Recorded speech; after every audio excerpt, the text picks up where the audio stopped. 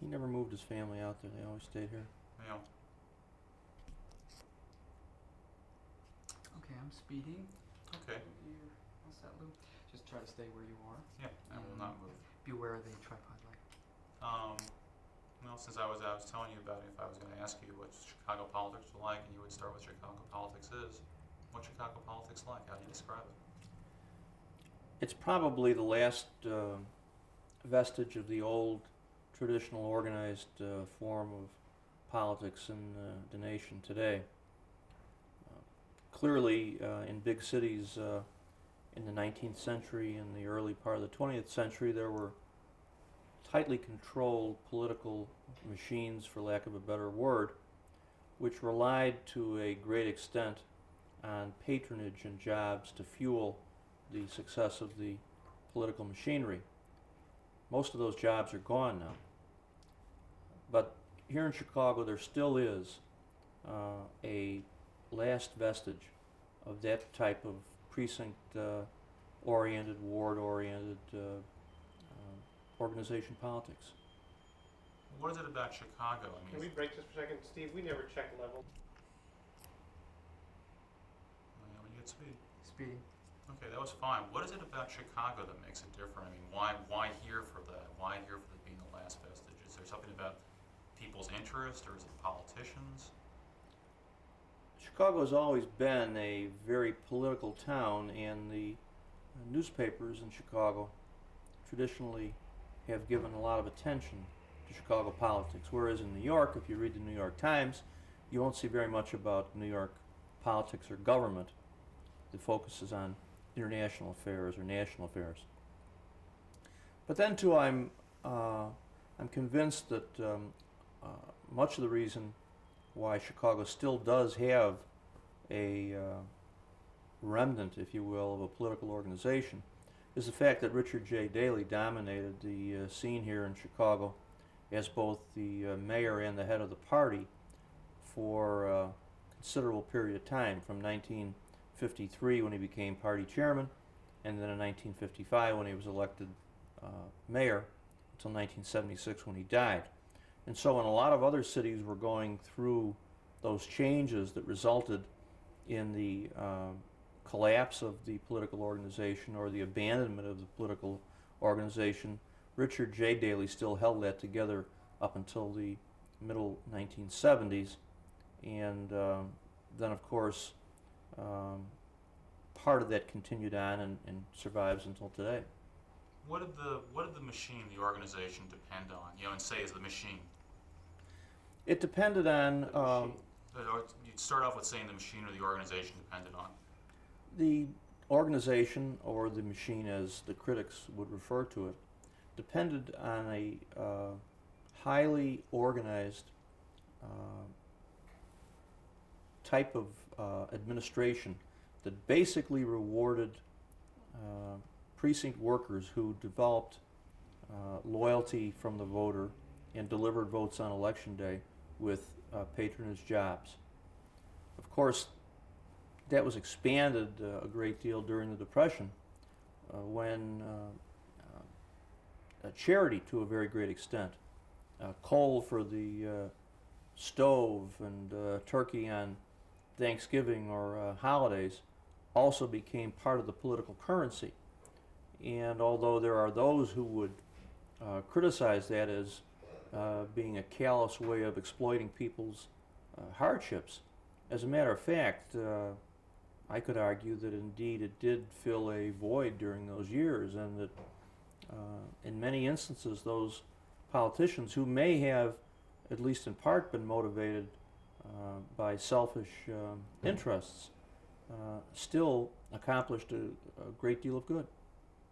Now, the city jobs, the stuff that the old organization depended on, that doesn't exist anymore. No, as a result of a federal decision, the existence of patronage politics for all intents and purposes has been wiped out. Well, then you need to explain something for us, because in other places, the connection between city stuff and politics, partially because the organizations don't exist, is really hard to see. But last night, for instance, we were at a phone bank. Really wonderful folks, very enthusiastic. They spent a lot of time there. but they're all water department guys at the phone bank. I mean, is this a coincidence, or is there some sort of ties still on some level? It's probably true that you didn't see too many young people there. There were probably mostly people who were recruited into the daily organization in the 60s and 70s and have continued an interest and a certain loyalty to the Chicago form of politics. It's changed a lot, as you mentioned.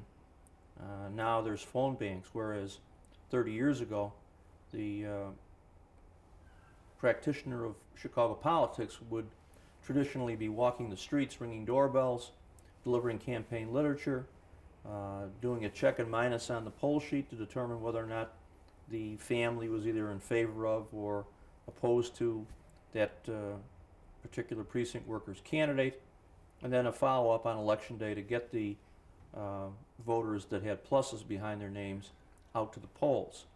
And of course those means of getting to the polls were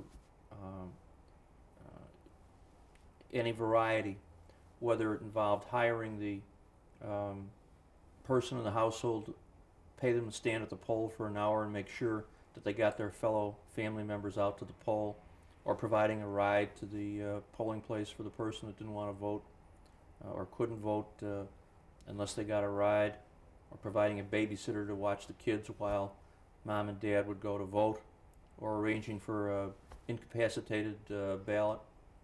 But those are all nuts and bolts kinds of politicking that probably are foreign to most other cities in America today. They don't really have anybody that's been brought up in that tradition of going door to door and knowing the voters and being able to deliver services. Now, there seems to be different career paths for politicians here. I mean, for instance, when we were talking the other day, I mean, one of your earliest jobs, not your first job, was as a policeman, and you ended up getting into politics and eventually becoming an alderman. And actually, this doesn't seem to be unusual. We've met a number of other people that had the same thing. Tell us about the career paths of how people get into politics or used to get into politics in Chicago, or use your own example. I think it's safe to say that a lot of the people who are in politics in Chicago and Cook County are sons or daughters of prominent politicians. The most notable, of course, is the mayor, whose father served as mayor and head of the party. The county clerk, circuit court clerk, is Aurelia Paczynski, whose father was a longtime member of Congress and a longtime alderman. Former Attorney General was Neil Hartigan, whose father served as a member of the City Council here and as City Treasurer. And so there are a legion of those kinds of examples. And yes, too, there are a number of Chicago police officers who have gone on into politics. But I think that there's not a great deal of difference between policing and politicking. There are a lot of similarities. Our present county sheriff, Mike Sheen, is a former Chicago police officer. And although I'd have to think about counting up the number of former cops who are present in the city council today, there have to be at least 6 of us. But Chicago is more like a small town. There's more of an identity. People know one another. They know what buttons to push to get things done. Unlike a huge metropolis like New York, where no one knows anyone. So would you say the politics here is a politics of neighborhoods? It certainly is an observation that I would find valid. It's a politics of neighborhoods. And people identify with locally elected public officials. They may not be able to name their congressman or state senator or state representative, but they certainly can tell you who their alderman is. Now, the city's gone through a lot of changes. Let's go deal with the political changes first. I mean, if I come to Chicago, a decade ago, the city looked like it was going in one direction politically. You had a mayor, who was building up a lot of power. You had a very, very active black community, and it looked like Chicago politics was going to go in that direction in terms of a dominant coalition. And now 10 years later, things seem to have totally changed. There's a different coalition, which not only seems like it's going to win easily, but there doesn't seem to be any reason to think that it's going to be defeated any time real soon. Can you describe to us what happened and how that happened? Simply put, Harold Washington died and there was no one of his stature to take his place. That's a simple answer. It's obviously much more complicated, but it's true that it appears now that the emerging coalition will be between the Hispanic and the white, and if that coalition remains together, it's highly unlikely that a black politician will emerge to be elected to the mayor's office or any other prominent local office. Why is that coalition being so successful? Part of it is because the present mayor has nurtured that relationship, and there's a growing understanding that that's the wave of the future. And part of it can't be ruled out, and that I think is the similarity between the Hispanic family and religious orientation, along with the old middle-class white ethnic family and religious orientation. Can you explain that similarity? The growing Mexican-American population in Chicago is very similar to the immigrant population that came from Europe to Chicago many years ago, in that they share a Catholic religion, and they have a tight family structure where there is a father figure and a desire for upward mobility, whereas it appears that those kinds of things are lacking in the black community, and the tremendous poverty and hopelessness that has unfortunately afflicted vast areas of the African American population in Chicago has resulted in a lack of organization, a lack of unity, a lack of desire to forge that kind of a political coalition. And it's not an easy one. It takes timing and hard work, and there is no unity in that community. So is the key here partially is Catholicism, that the Catholic immigrant experience is similar? I think there are sociologists that are now looking at that as part of a answer to the question you pose. It does seem to make some sense. How about your own district? How is your district changing, or how has it changed over time? It's changed from Start by saying my district has changed.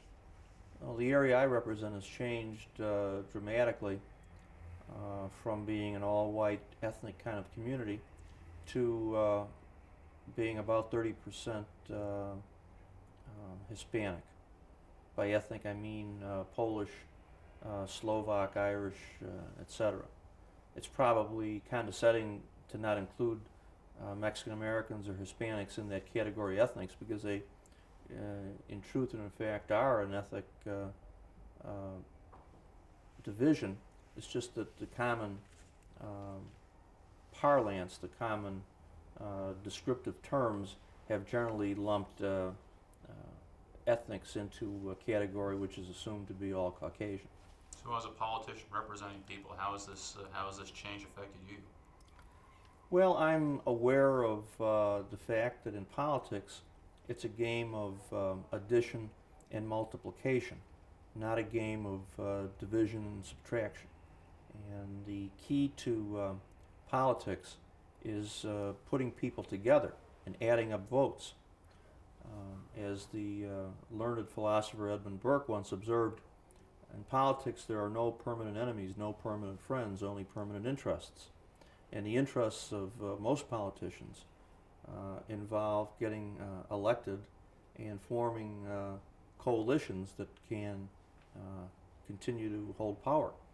And if indeed we are going to be able to form coalitions to hold power, we're going to have to form coalitions with willing groups that are on the same wavelength as we are.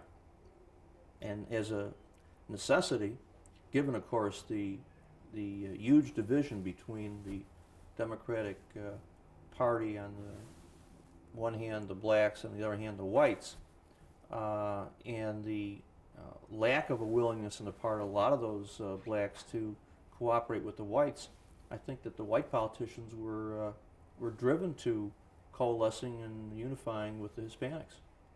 So with the influx of Hispanics and Mexicans in your district, how has that affected your political style, or what you have to do as a political representative? Well, I've tried to be more culturally aware of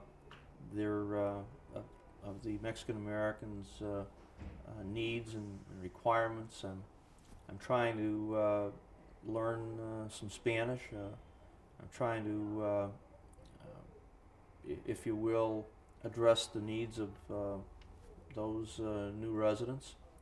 And they're no different than what the needs and the requirements of the rest of us are. They want a safe neighborhood, they want clean streets, they want responsible city services, they want good schools, they want an opportunity to bootstrap themselves up in society just as the waves of immigrants did 60, 70, and 80 years ago. So how's your Spanish? Es muy importante hablar español con mis amigos, pero es muy difícil también. And when you speak Spanish to your constituents, how do they react? They enjoy it. They love to see that somebody is trying to be open and take that one step toward them to understand their needs and to try and be aware of their cultural identity. And I enjoy it. It makes me feel good. Okay. One last question, then I want to walk us over to the pictures. You know, a large part of your district. Incidentally, my Spanish is not very good, as you can see. At least you're trying. A large part. Yo attempto. A large number of your constituents have moved out of the city. I mean, we were driving around Englewood, you know, between 55th and 63rd. You know, obviously the community has changed a lot. What has that meant in terms of change in politics? I mean, having so many people just move completely out of the city. I mean, what's the consequences of politics? Well, first of all, the population of Chicago has dropped dramatically over the last several years, and the population of the suburbs has gone up dramatically. And it has resulted in a shift of power in the state capital from the city to the suburbs. And now state politics is dominated by the suburban area as opposed to being dominated by the city as it was for so many years. So that's going to change the results. And you can see what happened here in Illinois in the last election. The Republicans swept every statewide office and gained control of both the Illinois Senate and the Illinois House of Representatives for the first time in memory. Last question. I just have one question. Sure. You know, well, we've been going all over the country, and people always say, well, our politics is tough, but it's nothing like Chicago. I mean, Chicago just has this reputation for sort of being the PhD of political strategy. I mean, why is that? Why? It's not just that everybody's into politics. It's just it's also rough and tough and sort of take no prisoners. It probably goes back to the 1930s, and it was Anton Cermak, who was assassinated, who really put together the ethnic kind of politics in Chicago.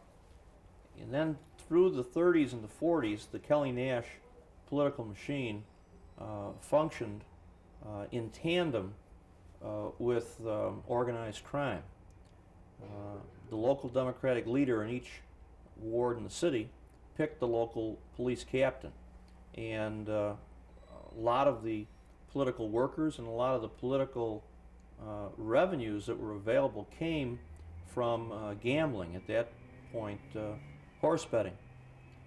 That continued on until the time of Richard J. Daley, and probably created that original basis for the impression that Chicago was a rough and tumble political town.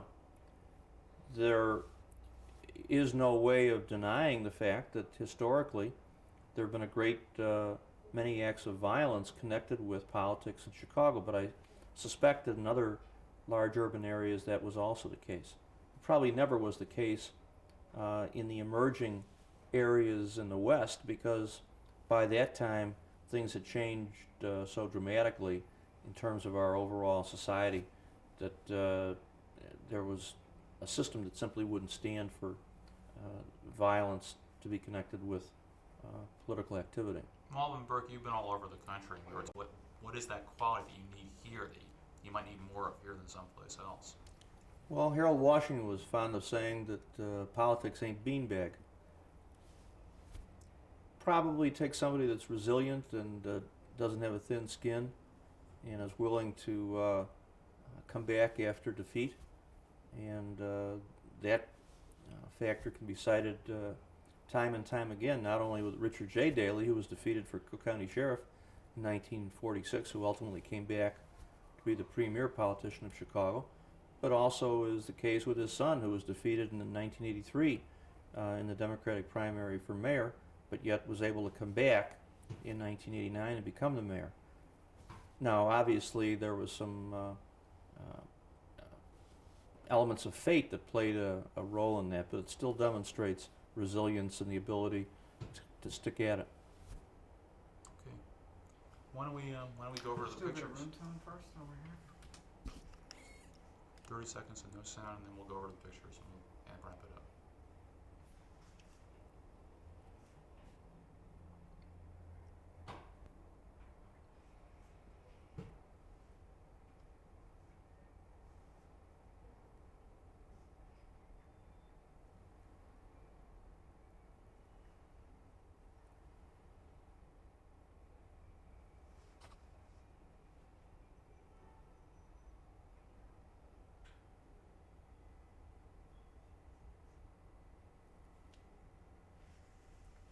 And room tone.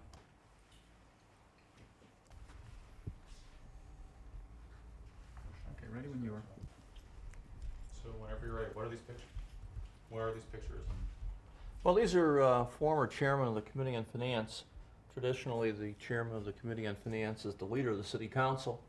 And there's some very interesting characters here, including some who went on to be mayors of Chicago. I think my favorite is probably Levi Boone, who got to be mayor in 1855. He was elected on the know-nothing ticket. A lot of politicians don't know anything, but some of them actually proclaim it, as he did during the middle of the 19th century. First thing he did when he got elected mayor of Chicago was close down all the German beer gardens on Sunday, which prompted the first riot in Chicago's history known as the Lager Beer Riot. This is another interesting character. Alderman James Bowler served here as chairman between 1941 and 1947. And in Tip O'Neill's book, Man of the House, he recounts how Mr. Bowler was elected to the United States Congress when he was in his 80s. Obviously, that's something that doesn't happen very often. And so Tip O'Neill walked over to him and he said, "Mr. Bowler, why is it that you're here in the Congress in your 80s? That's not very common." He said, "Well, I'll tell you what happened." He said, 50 years ago, myself and my predecessor, Al Sabbath, were both members of the City Council. And the Democratic leaders were undecided who would be the next congressman. So after about 12 ballots, we finally just flipped a coin.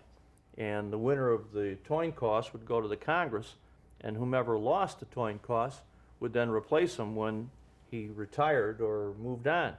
He said, well, he died, and 50 years later, here I am. And Tip O'Neill's observation in his book was, only in Chicago. Is there some sort of a tradition or a situation where someone might actually go to Congress first and then come back to the City Council? I have to admit that at one time being a member of the City Council was a far higher calling than being a member of the Congress, at least in the opinion of Chicagoans. Why was that?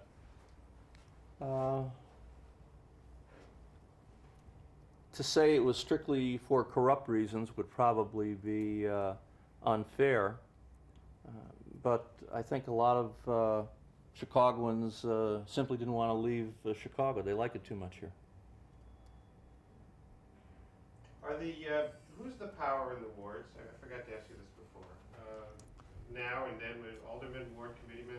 At one time, the Democratic Ward Committeeman was the principal power in the local ward. That's changed a great deal, again, with the loss of patronage and with the rooting out of gambling and corruption. The Democratic Committeeman becomes increasingly irrelevant. It's more often the case, however, that whomever the committeeman is also is the alderman, or vice versa. So generally speaking, if you're the alderman, you're also the Democratic committeeman. There are exceptions to that, but ordinarily that's the case. Do you think Chicago politicians are aware of the tradition in which they've inherited? I mean, because this is like being I don't know. It just has a rich amount of history and tradition. The whole country knows about it. Well, increasingly, the people who presently get elected to office are not really very aware of the rich legacy of historical political involvement, mainly because there really is no political organization in vast areas of Chicago. And I would venture to say a lot of the members of the City Council today couldn't name 3 of their predecessors. Well, you're aware of it, so how do you feel about being misplaced in this history? I enjoy Chicago history. I think it's very interesting, and I'm a believer in the fact that you can learn a great deal from history. Okay, can I do one last thing with you? Sure. I want you very much for bearing with us. Okay, I'll see. You ready? Yep. Hi, my name is Ed Burke, and I'm running for re-election to the Chicago City Council in the 14th Ward. Sorry, good. Let me just get Well, one take wider that. That was version. great. That was Yeah. great. Okay. One more time. Hi, my name is Ed Burke, and I'm running for re-election to the Chicago City Council in the 14th Ward. This is for us. In '96. So We Long won't- project, huh? Oh, Yeah. gosh. yeah, we've been doing Longer it for than 2 you years already. I'm ready to move on. Retire. Yeah. But lucky the elections. Oh my gosh, I have to put another roll. Yeah. Where are they? What are they doing? Where are they wandering around somewhere? Yeah, wandering around. Is this run by some outfit in Washington? Do you know? Probably. They Because do a lot of that. yeah, we actually were with a group like that in Oklahoma, and well, it was funny because I actually I went down to Washington while they had about 6 different votes, and how could you do it? How could you do it so it appeared to be legal? That was their question. So That Kiev politics had absolutely no idea what to make of the situation. who set you up with it? Do you know? Came through the mayor's office of information and inquiry. Because that might be interesting if there's a group running around during Yeah, the especially election. during the election, that would be great. Try to catch up with them. I'll bet it's the same people. I bet it's the National Democratic. Why don't we talk to the mayor's office about it, 'cause that would be Well, great. either that or we could just have. Talked to Gene. He was the one that was escorting him through City Hall.